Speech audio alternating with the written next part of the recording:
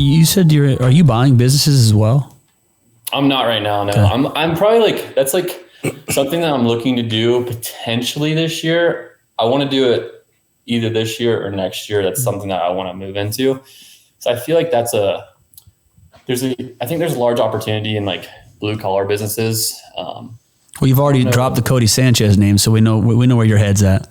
Yeah. Well, also that too. And Grant Cardone, they started Cardone Ventures and they started buying HVAC companies. So it's a super lucrative model right now. And backstory for me, my dad has a landscape construction company. So I grew up in that realm of business, working with my hands, doing blue collar work. And you can just tell the price of that kind of work is going significantly higher. My dad's company is that work is doing good work and good blue collar work is getting harder and harder to find. It is. And which means that to find, if you do find someone really good, then it costs a lot. So costs are raising and, I think they're outpacing the actual cost to fulfill. So your margins are getting bigger.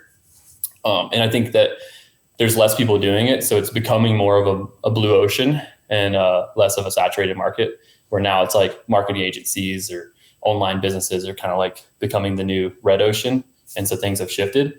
And so I think that's where a huge opportunity is going to be over the next 5 to 10 years. So I would really like to get in there. There's no competition on marketing. Everyone sucks at marketing. There's no sales process. I asked my dad, hey dude, what do you do if someone doesn't accept your quote when you give someone?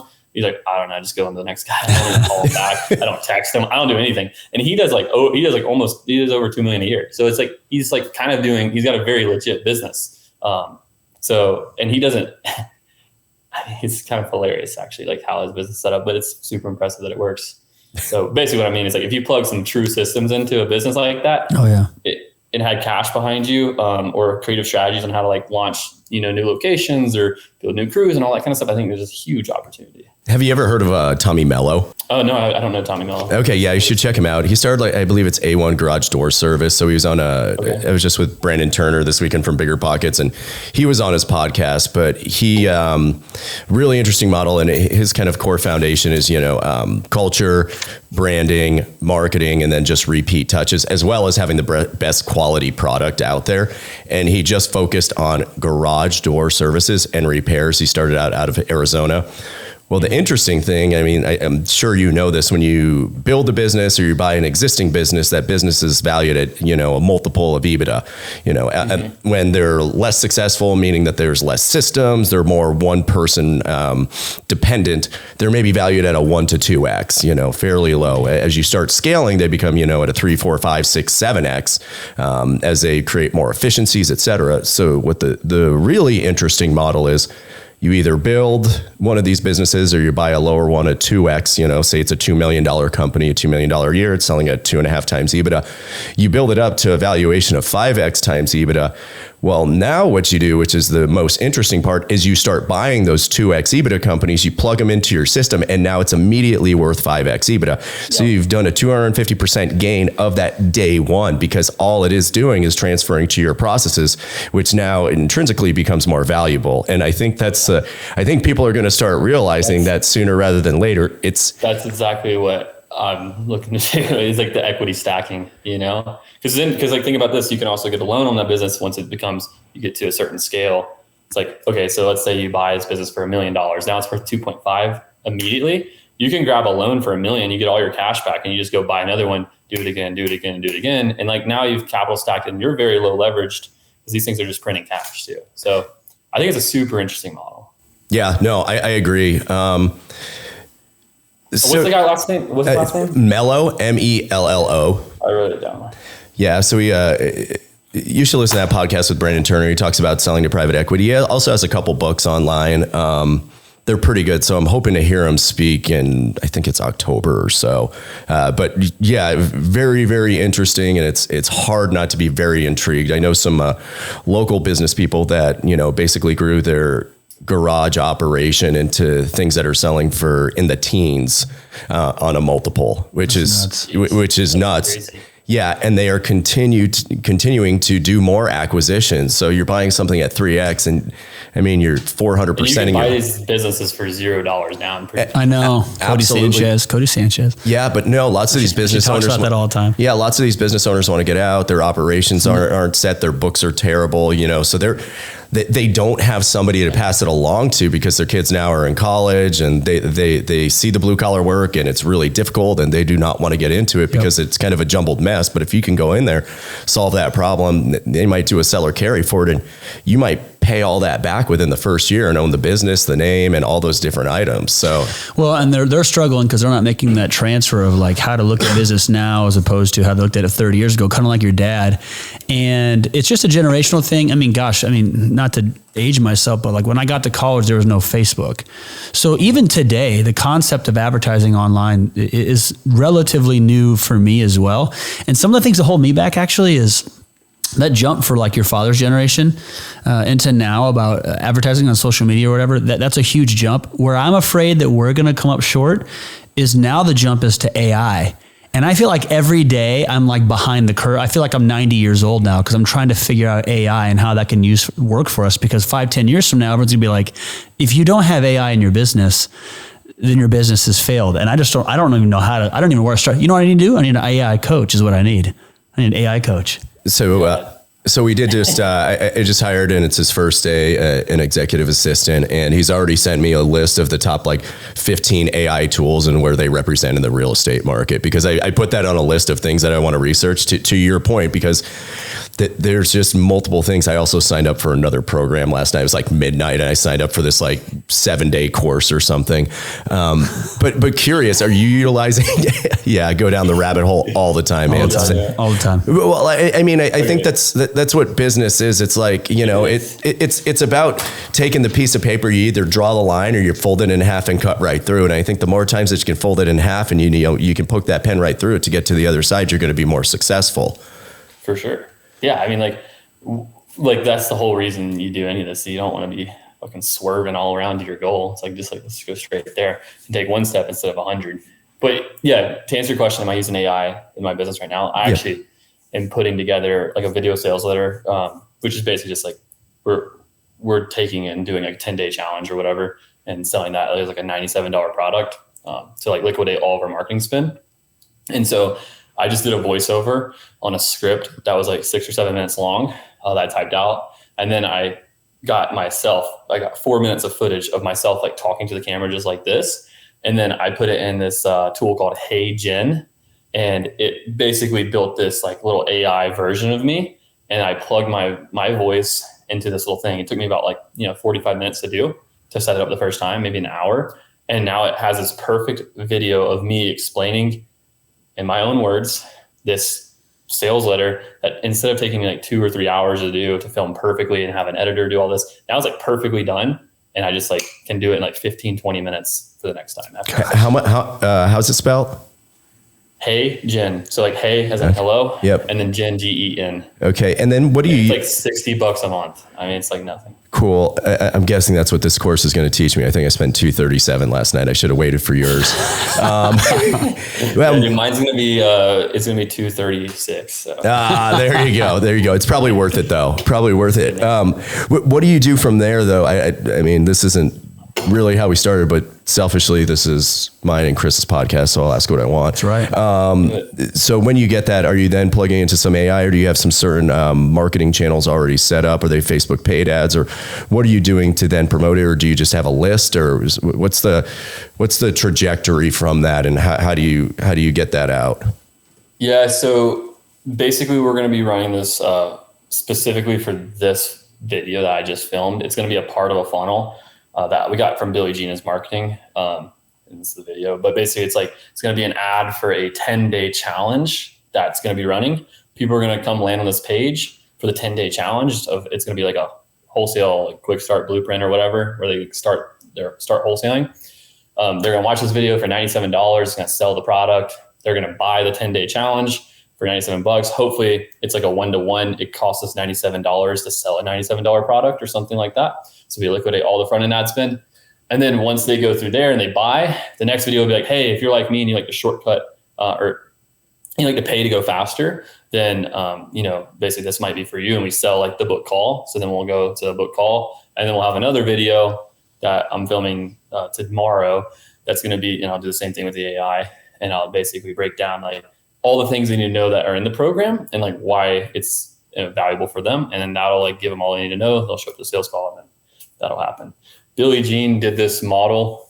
He's doing how to start an AI marketing agency, which is his thing.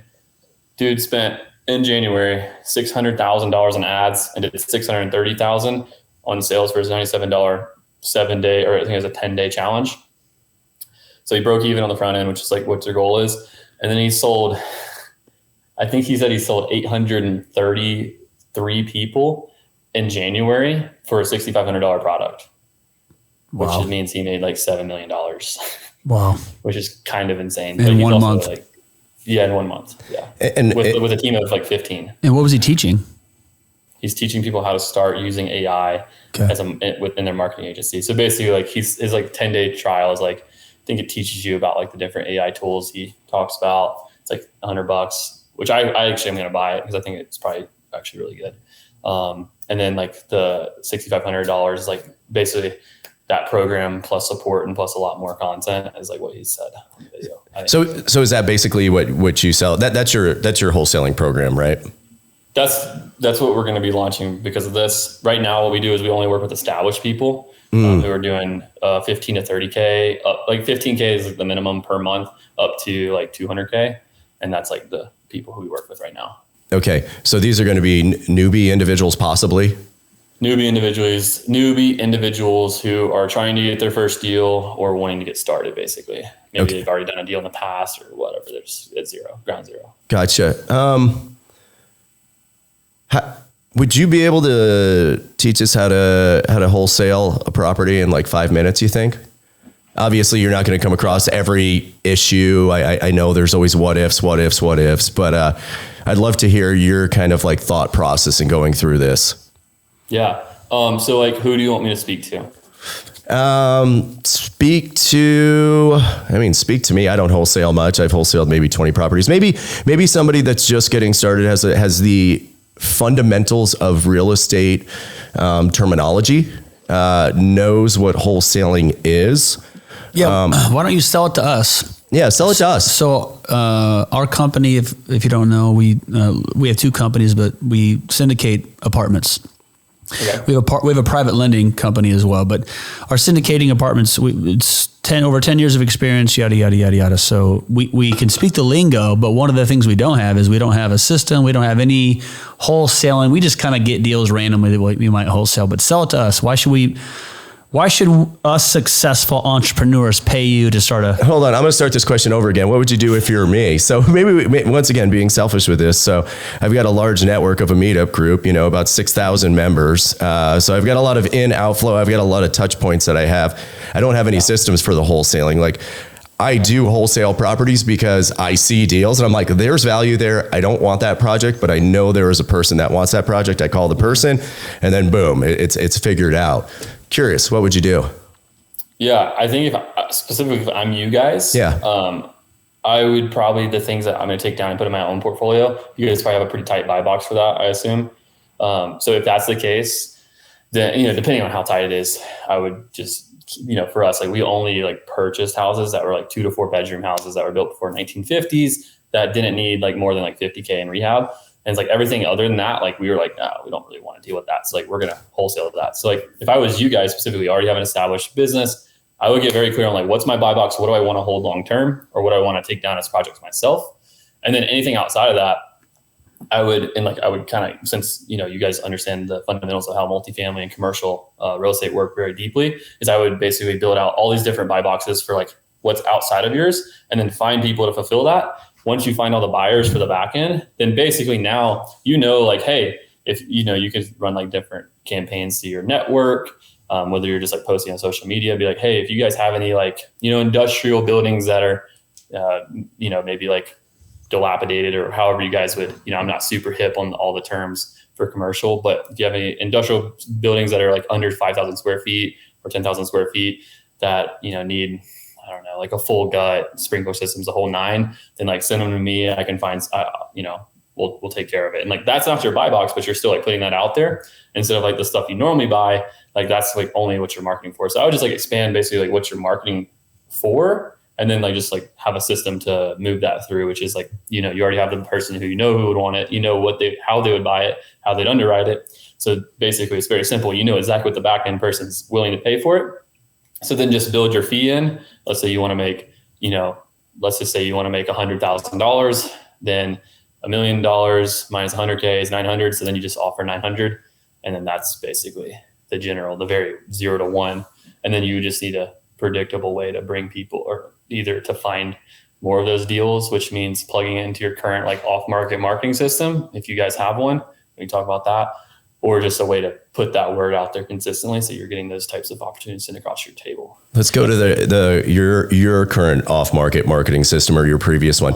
Ours is, I mean, I would say it's relationships. So our acquisition team, they do send mailers, they do cold call to targeted audiences as well as agents, and then the individuals that bring them to us. To say we have like a constant marketing flow, we've typically had a lot of deal volume just in general. So we haven't really turned on any levers for marketing outside of, I would consider this marketing, and I consider it also omnipresence, bringing on, podcasts, social media posting, basically the understanding to individuals that we do real estate. We're very interested in real estate. So if you want to talk about real estate, let's get together and talk. That's our current marketing funnel. So you already get all the opportunities in your funnel anyways. No, I wouldn't say that. People are still closing deals around me that I wish I was doing those deals. So I'm not getting them all. Well, I guess like in the sense of the deals that the type of properties, like you're still getting ones that you do want to buy and ones you don't want to buy. Yes. Correct. In your funnel. Yep. Okay. And what do you do with the ones that you don't want to buy? I knew that's where the question was going. Nothing. Okay. We do nothing. Say no, thank you. So that's like why we're doing the beginner thing, is because, 70% of our leads, and I'm just talking to you, so I can make this relative, 70% of our leads are beginners. So it's like, if we can only monetize a third of our leads, then our ROI is pretty capped, right? No matter how much we increase LTV, the amount of money we can make from the leads is just simply, we could probably make 3 times more if we just serviced all of them, or had something to sell most of the people.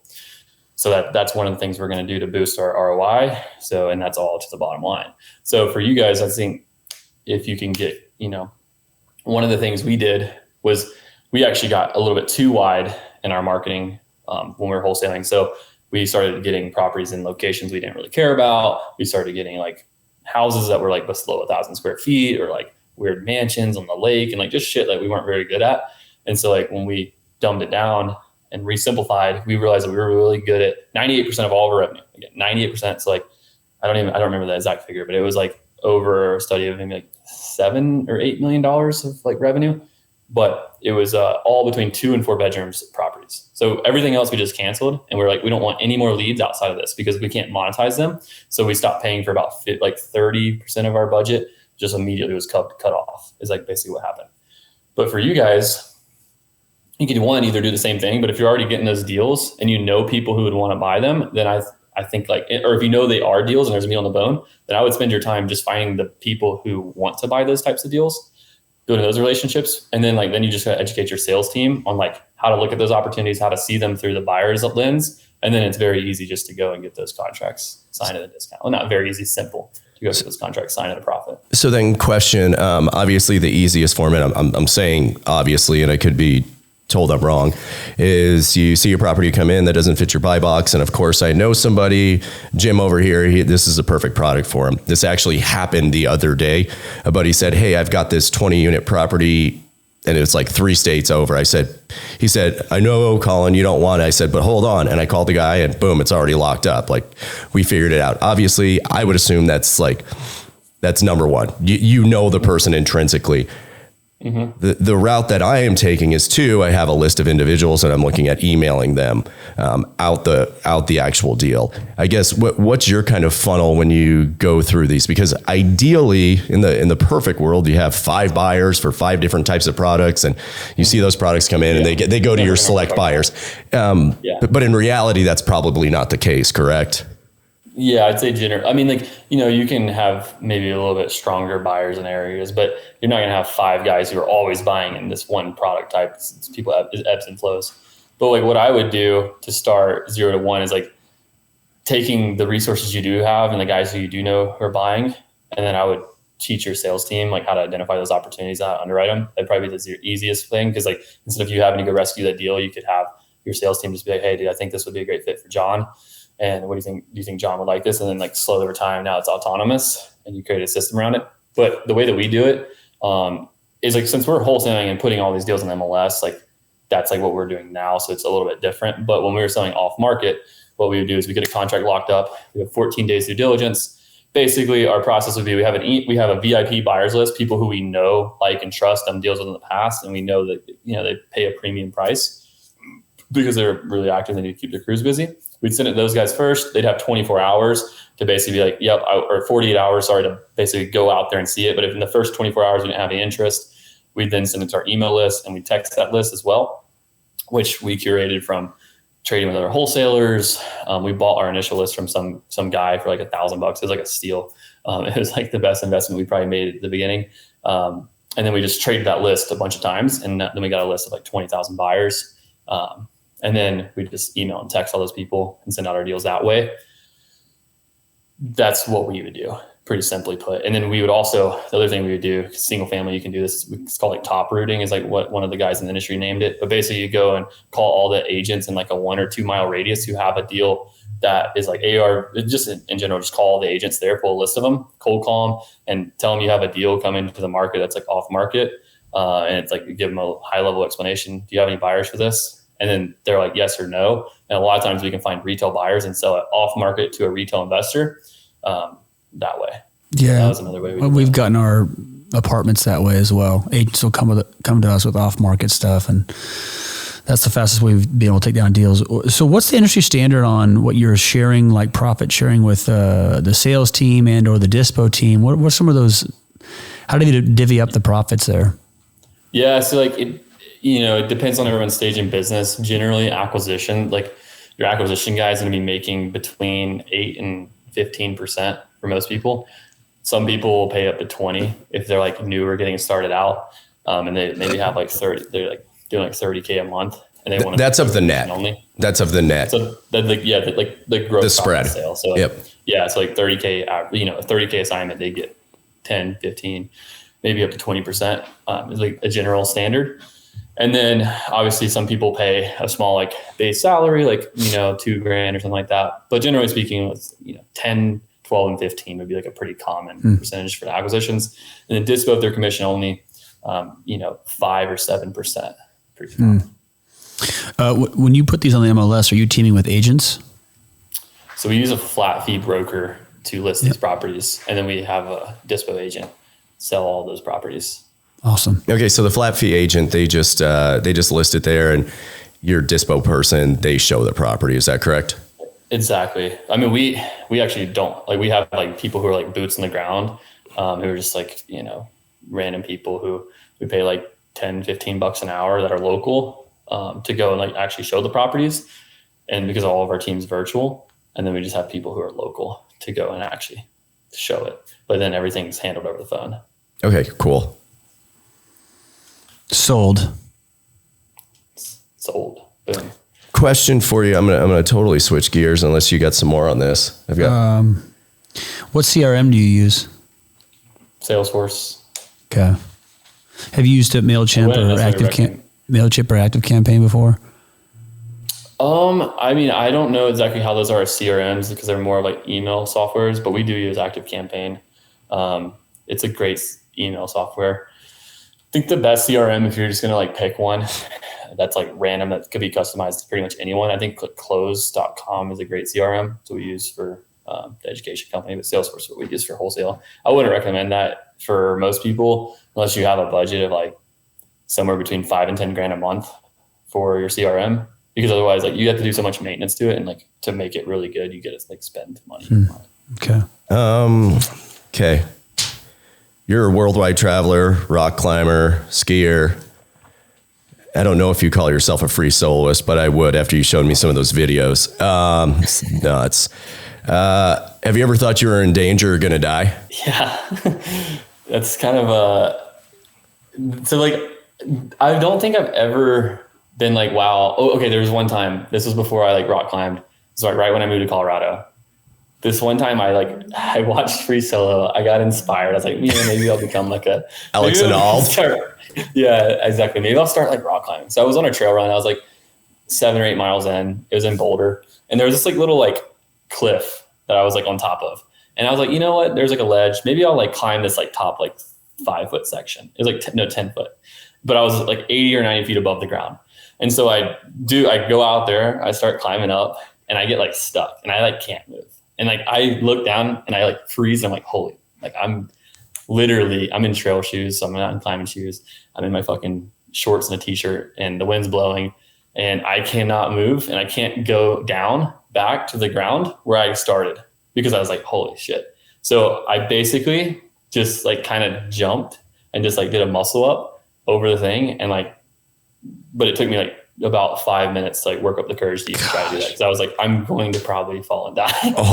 So that was the closest I've ever probably been to dying. He's 25. Good thing you can do a muscle up, man. Right, okay. Yeah. What's the percentage that can do a muscle up after running 8 miles and rock climbing? Yeah. I think it's a larger percentage of people than can do a 1-arm pull up, if I had to guess. But yeah, that was probably the closest I've ever been to dying. I like to do things that there's a risk of like maybe death, but it's like very, very small.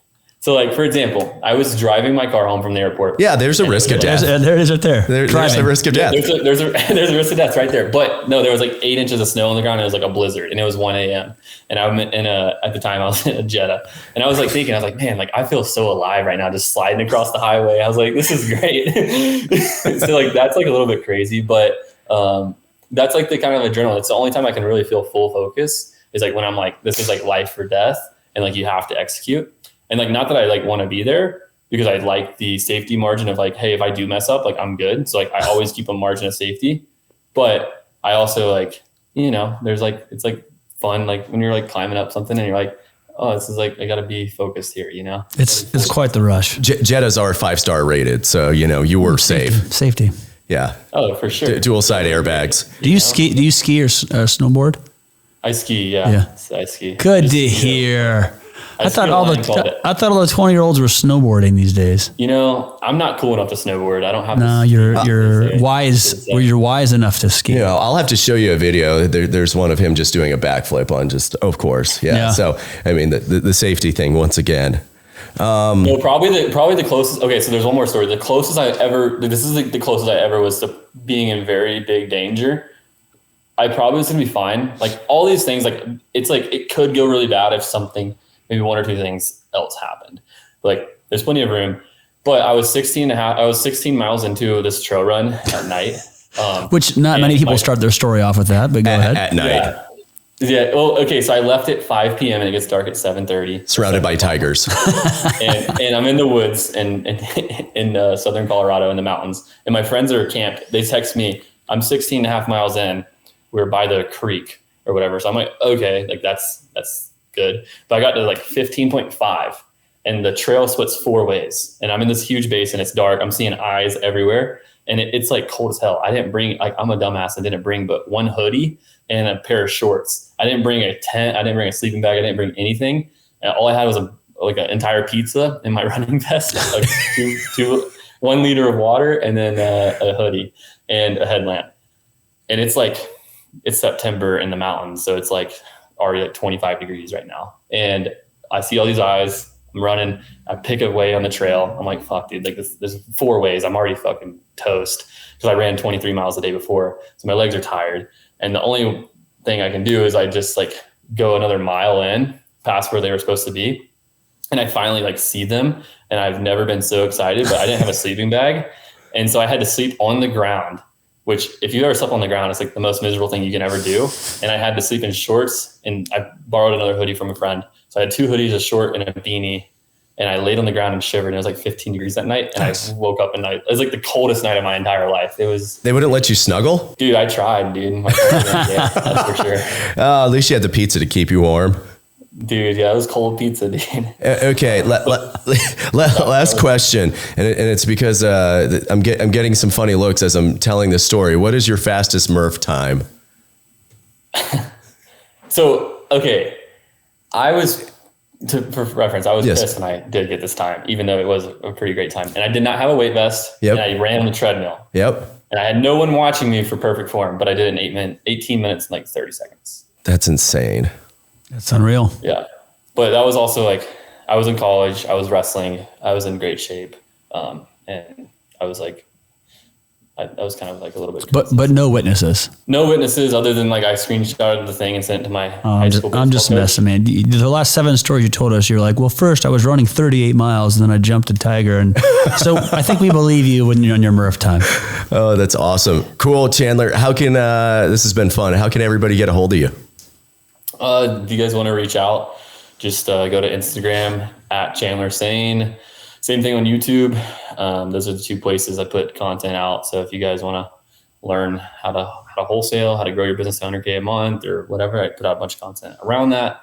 And yeah, that's pretty much it. Sweet, man. Thanks for coming on the show, dude. Yeah, it's been fun chatting. For sure.